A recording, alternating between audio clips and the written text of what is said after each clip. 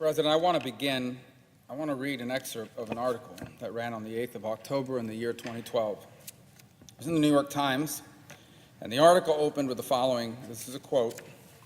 A House committee issued a blistering bipartisan report on Monday that accused two of China's largest telecommunication companies of being arms of the government that had stolen intellectual property from American companies and could potentially spy on Americans. The House Intelligence Committee said that after a year-long investigation, it had come to the conclusion that the Chinese businesses Huawei Technologies and ZTE Incorporated were a national threat because of their attempts to extract sensitive information from American companies and because of their loyalties to the Chinese government, end quote. The story continued by saying allowing the Chinese companies to do business in the United States would give the Chinese government the ability to easily intercept communications and could allow it to start online attacks on critical infrastructure like dams and power grids, end quote. This was from a report, a bipartisan report, in the year 2012, in the month of October, by the United States House of Representatives Committee on Intelligence. And since then, over and over again, we've heard the threats. We've heard the intelligence community in this country clearly define this threat. In virtually every one of the open hearings that we've had on the Intelligence Committee, I or one of my colleagues have had an opportunity to ask every member of the intelligence community, the Director of National Intelligence, the Director of the CIA, the Director of the FBI, the Director of Counterintelligence, Mr. Evanina, or the nominee who was before us today, and every time one of us, me or someone else, is asked, would you use a ZTE phone? We're still waiting for one of them to say yes. It is, with every single one of them says no. Which is why I was pleased a couple of weeks ago when the Commerce Department brought sanctions against ZTE. It was not a commerce issue, although it could be. It wasn't. It was because on top of the spying and everything else, ZTE had helped had helped Iran and North Korea evade international sanctions. And so the penalty was that American companies could no longer sell component pieces to ZTE, which has led them to being on the brink of being out of business. No one should feel sorry for ZTE. This is a company heavily subsidized by the Chinese government that protects them at home, protects them in China, subsidizes them in China, but then exports them abroad with the hopes that they can help them steal secrets and monitor and be an arm and a tool of intelligence for them. And so no one should feel sorry for them. And so I was surprised to see a couple days ago, as the president tweeted, and then there's been some articles about how perhaps, maybe, these sanctions might be going away in exchange for a deal on agriculture. And I want to tell you that if that's what happens, the president has gotten terrible advice, and it would be a terrible thing for him to do. It would be I think it'd be deeply problematic for the national security of the United States and ultimately for his hopes of rebalancing America's relationship with China geopolitically, economically, commercially, and certainly on security. The most important thing to understand is that China is carrying out a plan. They've put it out there. It's not a conspiracy. It's there for the world to see. It's called Made in China 2025.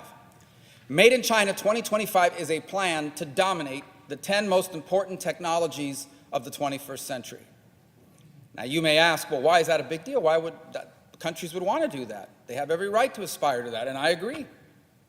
If they want to dominate these 10 fields, they have every right to invest in it. They have every right to invest in research and innovation. They have every right to do all of that. The problem is that's not how they intend to dominate these fields. The way they intend to dominate the 10 top technologies of the 21st century is to steal the intellectual property, basically the ideas, the protected, secret ideas that our companies are innovating, that American researchers are innovating, to steal that and use it for themselves. Furthermore, they insist that all of their companies be allowed to sell whatever they want in the United States without any restriction. On the other hand, our companies are restricted, some of them prohibited, from selling to China's 1.2, 1.3 billion person market, soon to be the largest economy in the world. So, in essence, they intend to dominate these 10 fields by cheating their way into a position of dominance. And that alone is not just an economic issue. This is a national security issue. If you dominate the field of artificial intelligence, if you dominate the field of telecommunications, if you dominate the field of aerospace technology, you will dominate the field of national defense and national security. And you will pose a threat to other countries that do not. And we're giving it to them. We are literally allowing them to steal it from us. And they play our system against us. American companies go to China to do business, and here's what they tell them: you can only do business here if you partner up with a Chinese company. You have to give them all the secrets to how you do business. And by the way, time and again, as soon as the Chinese company can do what the American company can do, the American company gets kicked out, and suddenly you have a competitor all over the world that you help build by giving it to them for free. Sadly, a lot of American companies play the game because all they care about is being able to sell to China in the short term and have profits without any thought about the long term or the national security of the United States. And I imagine many of these are the same voices that are trekking down to the White House to tell the president to do this deal on ZTE. The ZTE thing is not a commercial and trade issue, although it is, and it could be. It is much more than just that. Much more than just that. And it needs to be taken with the seriousness that it deserves. And it's not just about telecommunication. If you have a ZTE phone and they're widespread in the United States and these things are hitting up against our towers, they won't just use that to pull American phone companies out of business. They can use that to spy on American companies to steal the intellectual property of the United States. It's exactly what they've done. It's what the report says they do. Spying on Americans. Stolen intellectual property from American companies.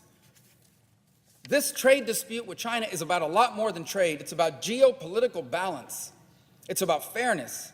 And this is our last chance to get it right. It is almost too late. It is almost too late. And I'm telling you, when historians, if we get this wrong, if we back down, when historians write about this period of time in our history, they're going to say the Americans literally gave it over to the Chinese, allowed them to steal from them because they were more interested in short-term gain and they were willing to turn over the future. And we will live in a world where China dominates many of the top fields, including many that are critical to our national security and the defense of our interests and of our nation. I would argue to you that ZTE should not be allowed to sell anything in the United States. I would argue to you that if a technology company from another country is being used by that country, not just to spy on government secrets, but to steal the intellectual property of our business, they should be out of business in the United States. And some people would say, well, China is very powerful. They're going to come back and they're going to use, other means to punish us for this. Let me tell you something. We have extraordinary leverage over their technology industry. Okay?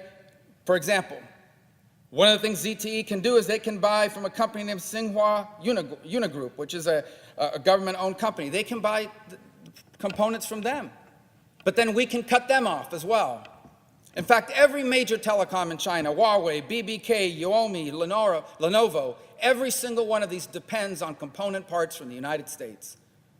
Now, ultimately, what I would hope to arrive at is a balanced trade situation, a balanced commercial arrangement, a balanced geopolitical situation between the United States and China. But right now, it is way out of balance.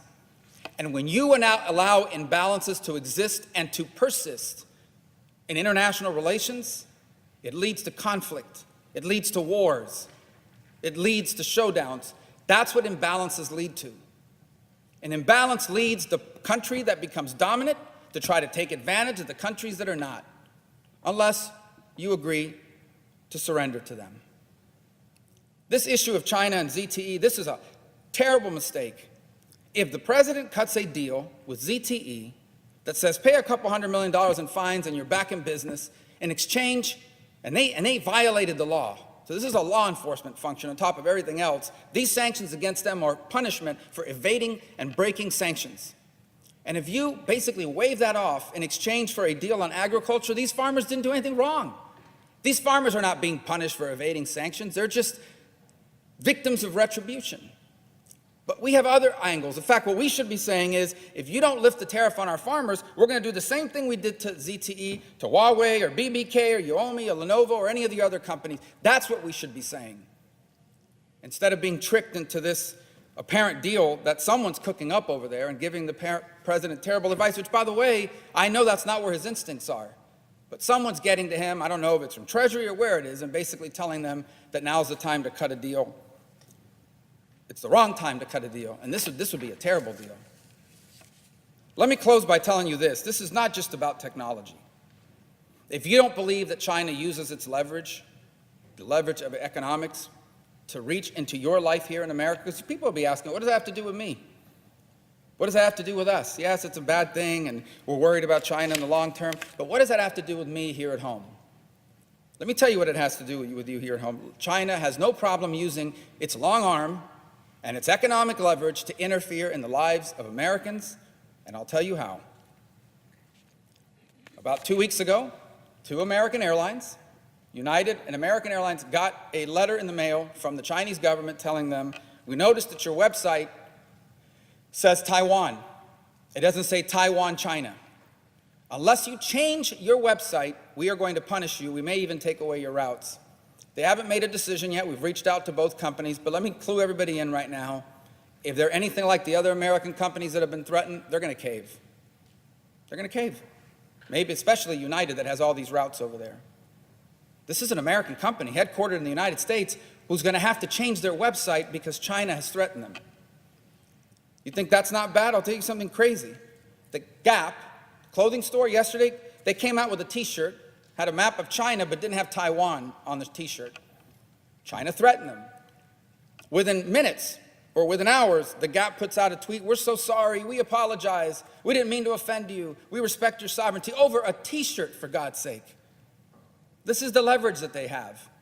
You know, there are Hollywood movies that are written in a way to avoid certain topics because otherwise they won't be allowed to play the movie in China. You know, there are actors that are not allowed to be in certain movies that can't get Hollywood blockbuster movies because you can't distribute it in China. They won't let you, like Richard Gere. You can't have Richard Gere movies in China because he's pro-Tibet. This is crazy stuff. But here's perhaps the most egregious one. Marriott, great American company, hotels, everybody stayed at one. Marriott had an employee. A guy lived in America, not even an executive, just a guy. Good guy, hardworking guy. He accidentally went online and accidentally, wasn't even on purpose, accidentally liked a tweet about Tibet. And China went crazy. And they threatened Marriott. Marriott didn't just apologize, they fired him. This is an American, didn't live in China, he lives in the United States of America. Lost his job for accidentally liking a tweet that China didn't like. This happens over and over again, and it isn't noticed. This is how they use economic leverage. This is how they get Panama to tell Taiwan, we no longer recognize you diplomatically, we now recognize China. This is how they got the Dominican Republic to do the same thing last week or a couple weeks ago. And they're not going to stop. Paraguay might be next, I hear. This has to stop. We don't want to contain China. We welcome a prosperous China. We want a global partner. Imagine the US and China working together against nuclear proliferation, against radical terrorism, against all the threats of the world. But this is not leading to a partnership. This is leading to a world in which China dominates every key industry, remakes every institution, and America becomes a junior partner, the way Vladimir Putin and Russia already are to China.